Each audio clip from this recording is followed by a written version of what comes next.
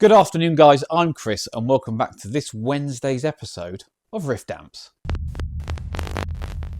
Right, all back together. I just thought I'd do you a final FFT plot so you can see exactly how much quieter the amp is at idle. So I'm going to be quiet, but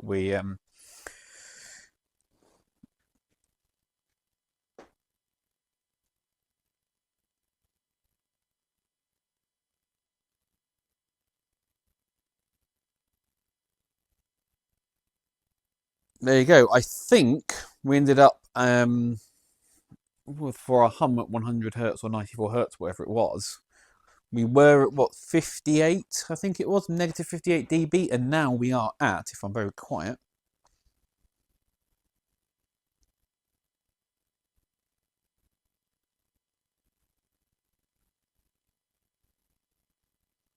somewhere between 71 and 72 dB, which is a huge drop. Huge drop. So massive improvement on the amplifier. Good news for the customer. All back together, all done and dusted. Right, Q&A time then. Lots of questions and comments and things over the past week. I know there was 3 videos that came out since last time round. There was last Wednesday's Q&A, there was the Columbia reverb video, and then of course on Bank Holiday Monday I did put out part 4 of the Gretsch, which as you can see I am working on. So yeah, I've picked a couple this week which I think are interesting comments. Speaking of the Columbia, Bandmaster says, I've just looked at my Columbia and it also has an IC cap in the bias supply. Can't see the value as looking at the photo, but will assume it's the same.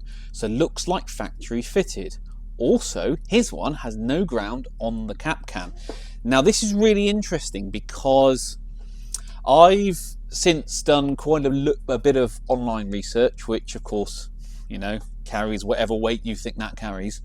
Some of them that I've seen do have a 22 microfarad 500 volt bias cap. Others have a different value. So maybe, and I don't know, I'm just guessing here, over time he has changed what he's been doing. I don't know which way round it is, whether he's gone from the 22 to a new value or whether he's gone to the 22 from a different value. I don't know. But as we saw on the oscilloscope, the amount of ripple that there was, if you use just a 22 microfarad cap, it's far too large, and if you want a good and quick and effective way of reducing noise in your Columbia reverb, put in an 80 to 100 microfarad 100 volt cap. Remember, it's a negative supply, so the positive end goes to ground. That makes a big difference. Now, regarding the filter can, the one that I had in previously, the 2-tone one, didn't have a can cap. I'm sure it did, but it didn't. I've had a look back on that video. It actually had a filter stack array inside the chassis. So, but other ones I've seen online, some have got those CE caps, some have got JJ caps. But whatever it is, as I did on that one, make sure that its ground connection is as good and as strong and as stable as can be. Whilst I'm waiting for some other bits and pieces to arrive for the WEM, I'm just going to start going through, and I'm starting with the electrolytics, just getting these swapped out. Now, a bit of a tip for you is that you can tell that this is quite an old PCB, probably quite fragile, and there is quite a high risk of damaging the PCB if you're too aggressive with your soldering iron. So I don't have to use lead-free solder in this repair. I can use leaded solder. So the melting point of the solder I'm using is around 200 degrees Celsius. So I'm dropping the soldering station down to about 250, so a little bit over that. It's still a 60 watt iron, so I can still apply the heat quite quickly, but I don't want to have too much heat and risk damaging the traces. So I'm going to start with just this capacitor here. As always, clean your tip. I use brass shavings. Is it shavings? Yeah, it is shavings. Get your tip nice and clean. Tin your tip. And we're just going to come in needle nose so I don't burn my fingers. And I'm just going to apply the smallest amount of heat I can to get that cap off there. There we go. And do the same for the negative end.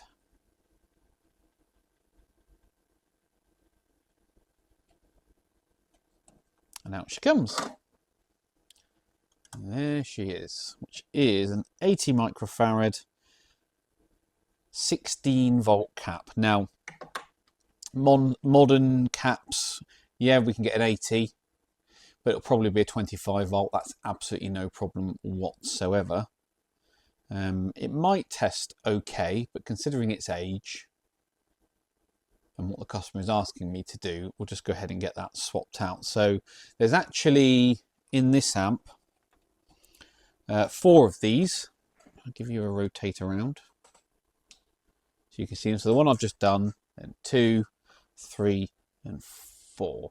So I'm going to go ahead and get these swapped in. But whilst I'm here, I'm going to measure these resistors. Now, they do look like they've had a hard life, right? Especially my anode resistors. So these 100Ks here. So probably going to get these swapped out anyway, because they probably are quite noisy. Lindale Winder says, what was wrong with the 7-watt resistor? If it was okay, why change it? What a very good question. Well, we're talking about the Gretsch here back in part 3 when I was rebuilding the power chassis. So there is a phenomenon that happens, especially in high stress resistors, i.e. resistors that are put under operating conditions which such as those found in power supplies, where you've got a lot of voltage and a lot of current flowing through that resistor. And we call that derating. And that phenomena is the wattage rating of a resistor actually drops over time with use.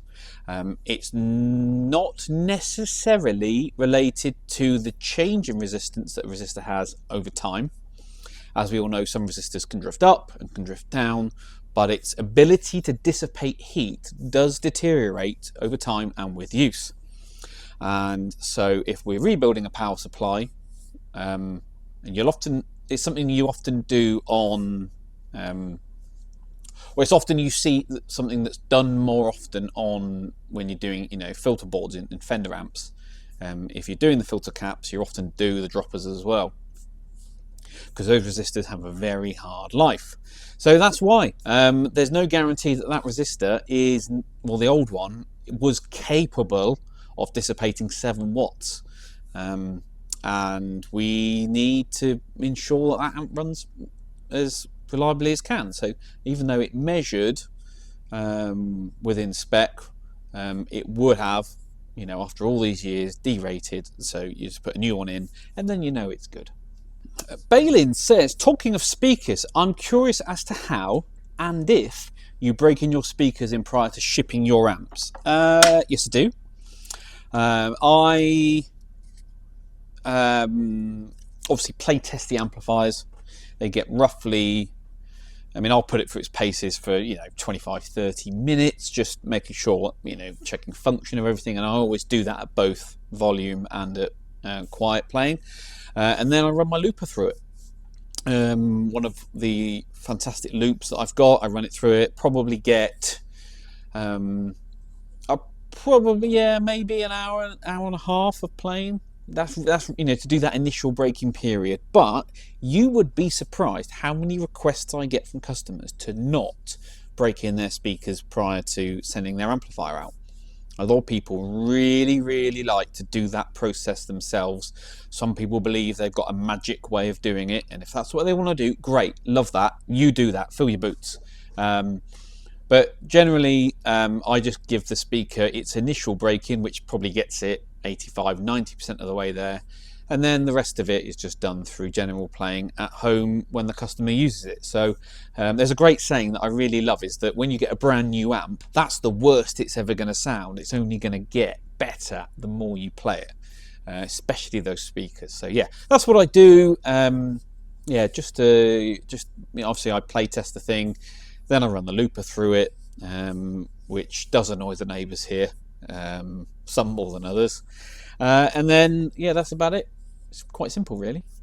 Just had another Ainsley Lister cab turn up, and there's a whole long saga with me and cabinets, in that I've been let down so many times by cabinet makers who either just take your money and disappear, or deliver an inferior product, or just mess you around, or have just gone out of business. And it's been probably since 2019, I think, is when I really started to notice cabinet makers just not being able to do it. And of course, the more that close down and the more that go out of business, demand for the ones who are still going goes up. And because I demand the absolute best, I will not accept anything other than exceptional, in the way these things are built, in the way these things play and sound and all that stuff. If they're not perfect, it's not good enough. I won't accept anything that's okay, anything that is all right, anything that's 99% of the way there. It has to be, and it's one area that I won't compromise on. The downside to that, of course, is that it makes sourcing these things more difficult, because I am so picky about the standard required for my product. One of my cabinet builders, who is incredible, unfortunately is very busy, but also is quite slow. And he's slow because he's like me. He's very particular about how he works, doesn't want to do things to an okay standard. You know, he's always striving to be better, and so you end up with things that take longer than you might expect. But that's, you know, for quality, you have to pay for it, and you have to wait for it. That's, you know, and I'm happy to accept that, and most of my customers are too. So anyway, I did have a second cabinet maker and a third cabinet maker. One of them has retired and the other one went out of business. I then found a second cabinet maker who took a lot of money from me and just didn't deliver any product. And of course, that put me back quite a long time, because I've got so many amps sat on the shelf waiting for cabinets that I can't get out to customers. So anyway, we are slowly getting there. But part of it, and you know, I'll put my hands up, part of it is my recess logo.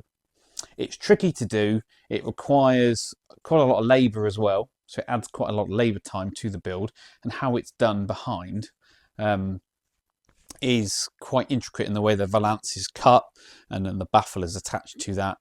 It's a split design. It's very interesting.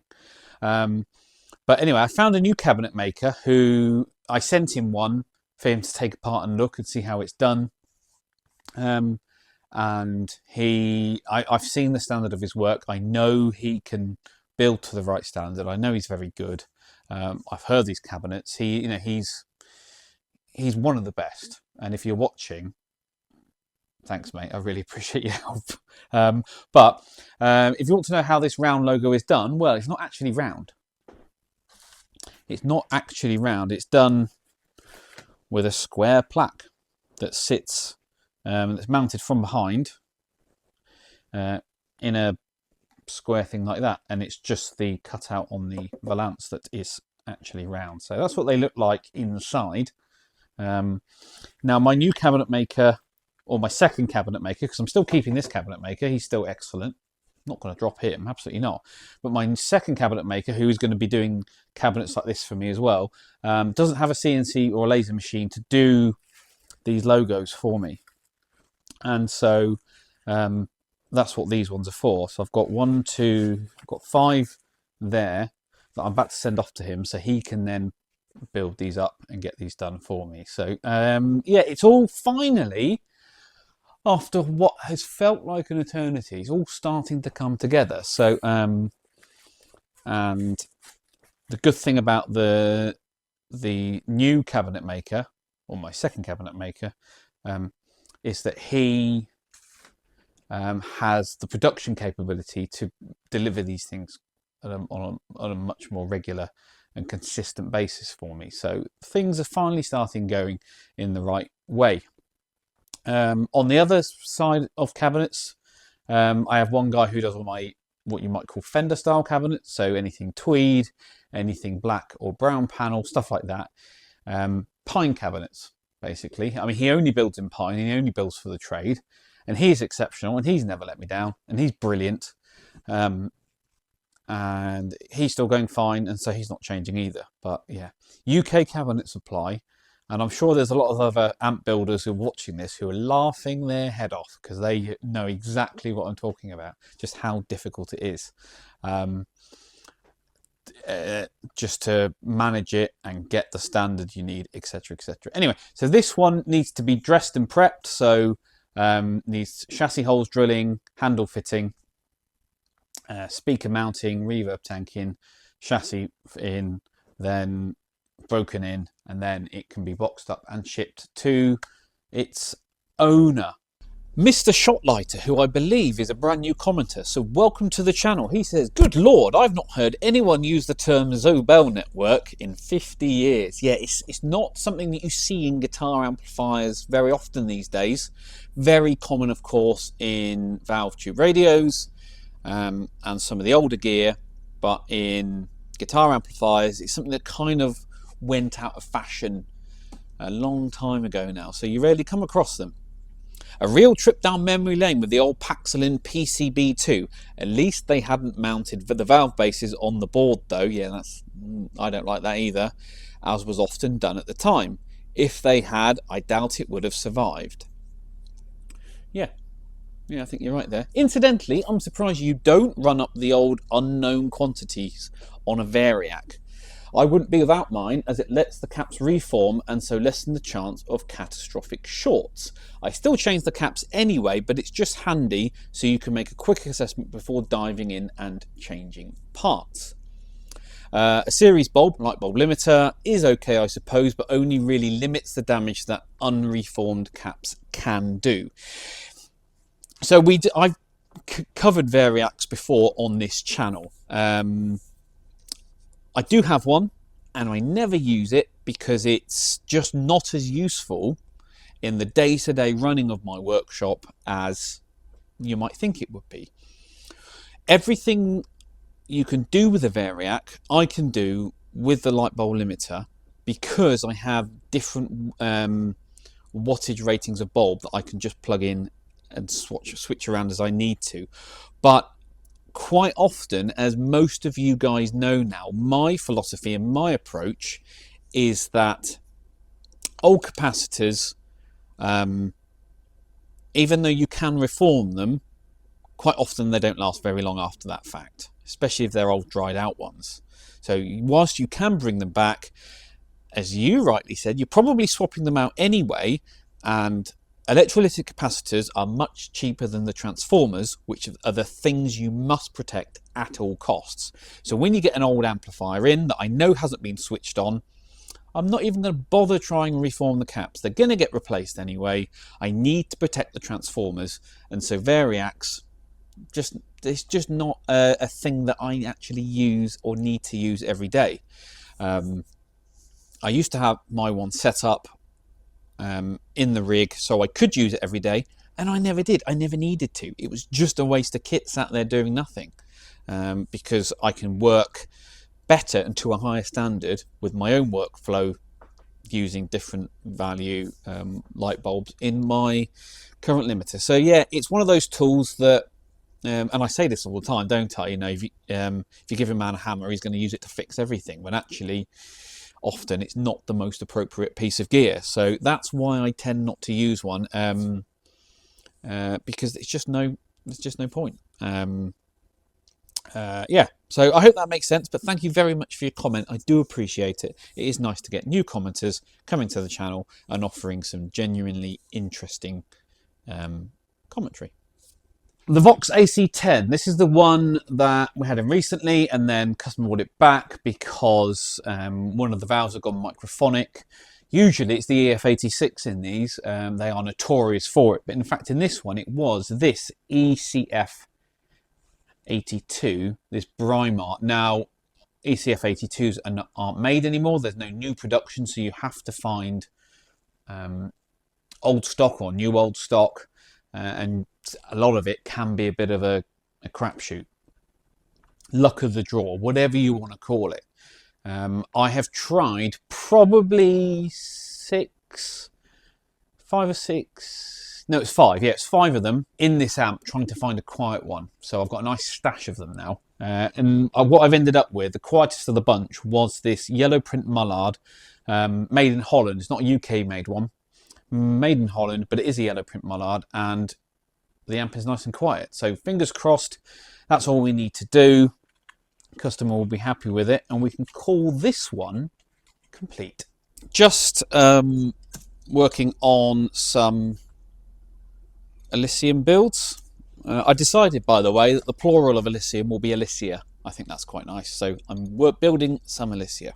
That's what I'm going with. Don't argue with me.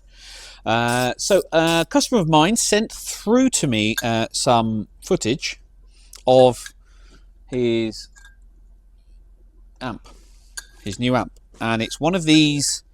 It's the Fender Pano Verb, the limited edition, the one that's everyone raved about and said was the most amazing sounding amp ever. And you know what? In the demos, I kind of agreed. I thought that was a really cool sounding amp. Interesting speaker arrangement. I like the idea behind the amp. And as far as I know, they're all limited edition. They all sold out super quickly. They're really difficult to get hold of. And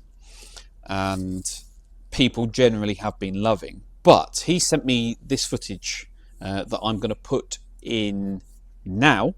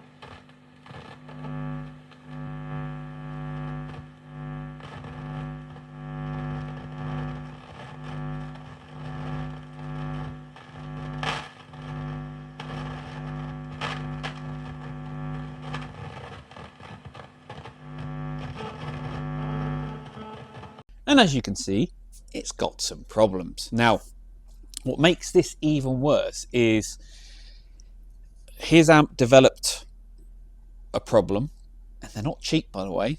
Developed an issue, it went off for repair, it then came back to him, and it's still doing this, right? Now, I know what I think. The problem with amps like these, right, is that the inside, we know they're not built to a particularly high standard. You know, the bean counters have been in there and ripped out every ounce of money they can to maximize their bottom line. They've got artist fees to pay, etc., etc. These things, you know, they're not built to a particularly high standard, nor are they built to last. As long as they last the length of the warranty period, then the manufacturer doesn't care. After that, they can wash their hands with it and they're done.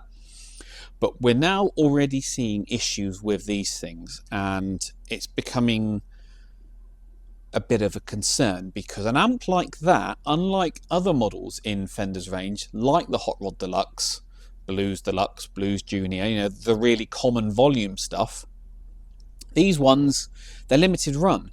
So amp techs and modders and stuff aren't going to get their hands on them and work out what all the main issues are, and how to fix these things and make them reliable in the long term. So those amps, if they remain reliable and healthy, great news. But I bet they're not. I bet they're not. And I bet those amps are always going to have issues. Whilst it's under its warranty period, it's got to go to a Fender authorised repair centre, or simply just return to the store. So the dealers are having to deal with this stuff. So I'm certainly not going to have one in the shop for me to go through. And having a look at some of the gut shots I've seen online, I don't think I want to touch those things, which is a shame. And I guess this is more of a commentary on the way volume stuff is going now in this industry. I mean, we saw it at NAMM, didn't we? All of the manufacturers are trying to do more affordable stuff, and guess what? When you do affordable stuff, the first thing that suffers is component quality, build quality, because they have to maintain that profit margin. So that Pano Verb, right? I mean, the customer is pretty annoyed, and he's given me permission to post this, by the way, and to give my honest, genuine thoughts on it. He has got to return it back to the place where he bought it from. He probably can get a refund on it, but that dealer's going to have to send it back either to Fender or to an authorised repair centre to get it sorted. How long's that going to take? And yeah, and there's no guarantee that when it comes back there's not another issue. I mean, I certainly couldn't fix it because there's no schematic out there, and it looks like a very complicated amp that, judging by the standard of the other stuff that's been coming out of Fender lately, definitely has built-in design problems, right? And you've got weird issues and things like that. And would you be confident enough to gig that amp or take it into the studio? I know I wouldn't. And yeah, so I just feel really bad for this guy, that this has happened. I feel bad for other owners of those amps who, especially once the warranty period ends, who's going to fix them? Who's going to take the time to properly reverse engineer those things, understand what's going on, discover any design flaws, diagnose any faults, get these things fixed? Because someone's paying for that. Yeah, and it's going to be the customer, right? So I just, it really annoys me. It really annoys me. These limited edition run amps, small volume, very expensive, from volume, big brands that just aren't going to support these things. If for example that amp needs one of the boards replacing inside in 4 years' time, it's out of warranty. Is that part going to be available on the aftermarket for me to buy? Probably not. Probably not. So then you've got to reverse engineer the board, all that kind of stuff, and it's all cost. It's all in it. Yeah, I'm actually a little bit angry talking about this because that customer really wants that amp to be nice, wants it to be good, wants to be able to play it. I know he's lost confidence in it, and it's still got an issue after already having gone back for repair. So so let me know your thoughts down below. What you think? Would you buy an amp like that, knowing now what we know about them? Does it bother you at all? It might not. You might be perfectly fine with that. But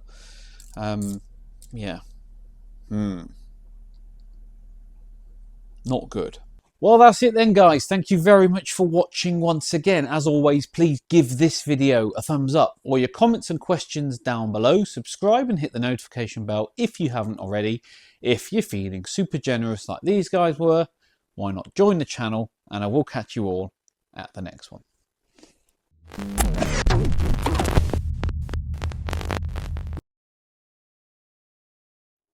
So good news, we have somehow hit 1 million views on this channel. I don't know how, I can't quite work that one out because, yeah, it's insane just how many views my channel has got in total. 1 million. It just is incredible, absolutely incredible. So there you go. So thank you to everyone who tunes in and watches my stuff, etc, etc, etc. Quick update for you on my racing. I know some of you are interested. I was out at Silverstone on the Grand Prix circuit on Saturday. I was actually sharing the car with my good friend Nick, who we used to race together all the time, and he stepped away for a bit and occasionally he jumps in with me. It was a non-championship round, which is why I said Nick could come and do it with me. I was doing it as a warm-up because it's the same circuit layout as the championship round at the end of May. So a nice little warm-up, make sure everything is where it needs to be. And how do we do? Well, we won, but we didn't. But we did. But we didn't. But we did. Nick started the race, brought it into the pits in P2, which is when I then jumped in and brought it home over the line in P1. Unfortunately, for the second race on the trot, we got a pit lane penalty. Different to the one that I got last week at Croft, which was because we didn't push the car back after the stop. In this series, the rules are slightly different. In that, in the championship, there is a minimum stationary time. So when your car comes to the stop in the pits, you have to be stopped dead for a certain amount of time. Whereas in this series, your pit lane time is done from the pit entry line to the exit. And it's the total time you spend in the pits. And it's a minimum time of 2 minutes total.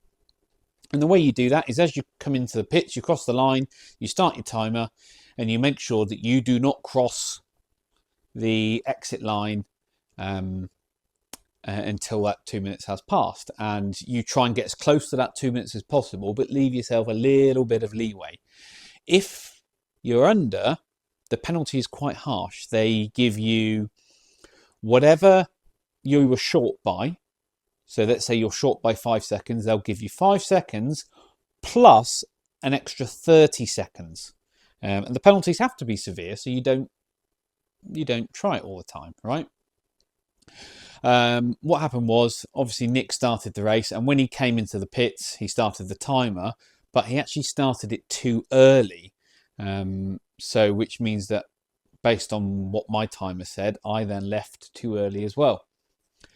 He started it 5 seconds too early, but now what I'd done is I'd added 2 seconds on to the time that I was aiming for, just in case something happened, but turns out it wasn't enough. So we were 2.75 seconds, almost 3 short, which means we got a 32.75 second penalty, which means we would drop back not only down to second but to third place. So we still got a podium, but not the win that we should have got. So lesson learned for Nick. He doesn't race as regularly as me, and mistakes do happen. It's not the end of the world. It's only a bit of fun. But we had, it was an interesting race. I mean, he overcooked the tyres beyond belief, and when I got in it, I really struggled to keep that thing on the road. Unbelievable.